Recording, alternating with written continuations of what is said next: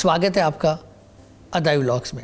यहाँ हम चर्चा करते हैं मानसिक स्वास्थ्य के बारे में।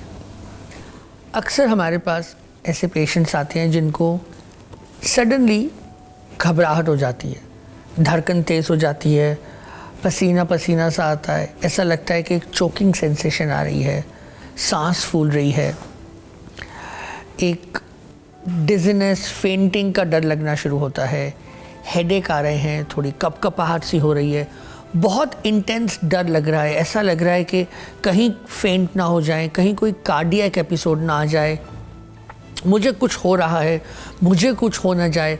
और वो अक्सर जाते हैं इमरजेंसीज़ में, वहाँ जाते हैं और वहाँ पे उनके टेस्ट होते हैं, उनको बताया जाता है कि कुछ कार्डियक प्रॉब्लम नहीं है, कोई और प्रॉब्लम नहीं है, और वो वापस आ जाते हैं।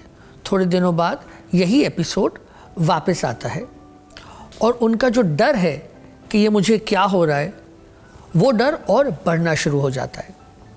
ये जो एपिसोड मैंने आपको बताया, इसे पैनिक अटैक कहते हैं। पैनिक अटैक एक सडन एपिसोडिक एंजाइटी का एपिसोड होता है जिसमें ये सारे सिम्टम्स आ सकते हैं और ये थोड़ी देर के लिए आता है, उसकी इंटेंसिटी बढ़ती है और अपने आप ही थोड़े समय में चले जाता है। इस चीज़ को पैनिक अटैक कहते हैं। रिया, ये बताइए कि ये पैनिक अटैक्स पैनिक डिसऑर्डर कब बन जाते हैं? पैनिक अटैक जब होते हैं तो हम डिसऑर्डर में तब बोलते हैं जब 2 से ज़्यादा अटैक आपको 1 महीने के अंदर आ रहे हैं। और क्या होता है कि ये जो पैनिक अटैक्स होते हैं ये बहुत शॉर्ट पीरियड ऑफ टाइम के लिए होते हैं, ज़्यादा से ज़्यादा 20 से 30 मिनट के लिए, और अपने आप स्टार्ट होते हैं एंड अपने आप रिजॉल्व होते हैं। जैसे कि आप बेल शेप कर्व बोल सकते हैं। तो इंटेंसिटी एकदम से पीक होती है और एकदम से रिड्यूस होती है।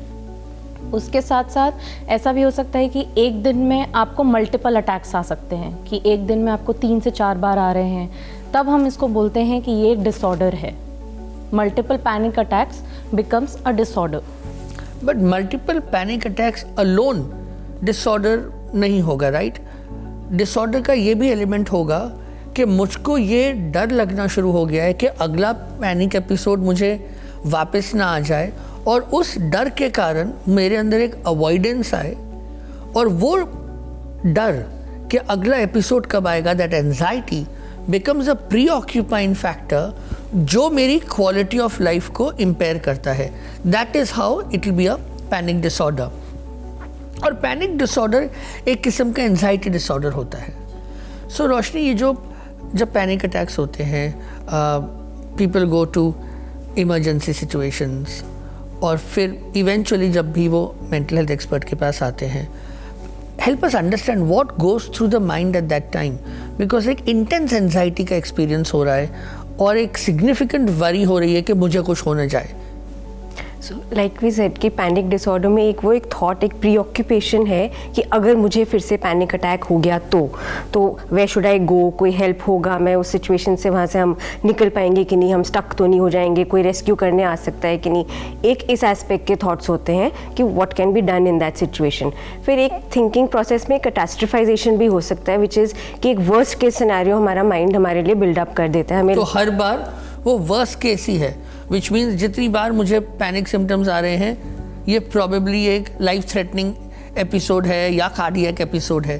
तो उसमें जैसे fear of dying, fear of losing control, कहीं हम सर्वाइव नहीं कर पाएंगे इस सिचुएशन को, इससे निकलेंगे कैसे बाहर, तो वर्स्ट पॉसिबल केस सिनेरियोज कि कोई मेरी हेल्प के लिए वहाँ पर नहीं आ पाएगा, इस टाइप के थॉट प्रोसेसेस की वजह से इसको एक एंटिसिपेटरी एंग्जाइटी का भी एक सिम्टम आ जाता है कि हमें लगता है कि फिर से सोच कर कि अगर हम उस सिचुएशन में जाएंगे और अगर हमें एक पैनिक अटैक हो गया तो उस टाइम पर जो एंग्जाइटी के सिम्टम्स को हम एक्सपीरियंस करते हैं वो एक एंटिसिपेटरी एंग्जाइटी का मैनिफेस्टेशन ले लेता है, जो पैनिक अटैक को पैनिक डिसऑर्डर में फिर कन्वर्ट कर देता है। और ये जो एंटिसिपेटरी एंजाइटी है या एंटिसिपेशन है कि मुझे ये चिंता हो कि नेक्स्ट पैनिक अटैक मुझे यहाँ ना आ जाए, वहाँ ना आ जाए, उस कारण से ग्रेजुअली इम्पेयरमेंट इन फंक्शनिंग होती है। कुछ लोग घर से बाहर निकलने में हेजिटेट करते हैं या ये सोचते हैं कि हेल्प कितनी पास अवेलेबल होगी। कभी कभी उनके काम पे असर होना शुरू होता है क्योंकि उनका ध्यान अब बीमारी के ऊपर या उस एपिसोड के ऊपर होता है। रिलेशनशिप पे असर होता है, सोशल लाइफ पे असर होता है, कॉन्फिडेंस पे असर होता है, स्लीप इम्पेयरमेंट होती है। ये सारी चीज़ें जो एंजाइटी रिलेटेड हैं वो आनी शुरू हो जाती हैं। सो पैनिक अटैक्स, पैनिक डिसऑर्डर, इसके बारे में जानकारी हमें रखनी बहुत ज़रूरी है। और अगर हम बार बार इमरजेंसी सिचुएशंस में जा रहे हैं तो ये हमारा एज एन मेडिकल प्रैक्टिशनर्स का भी रोल है कि हम ये आइडेंटिफाई कर पाएँ कि किसी पेशेंट को अगर एंजाइटी है और उस कारण से अगर वो इमरजेंसी सिचुएशन में आए हैं तो उनको मेंटल हेल्थ एक्सपर्ट के पास भेजा जाए। साथ में ही उनको साइको एजुकेशन किया जाए कि जो आपको हो रहा है ये एक बीमारी ज़रूर है, पर ये एक मानसिक बीमारी है, इसका कार्डियक या शारीरिक कारणों से कोई संबंध नहीं है। हमने सीखा पैनिक डिसऑर्डर क्या है, पैनिक अटैक्स क्या होते हैं।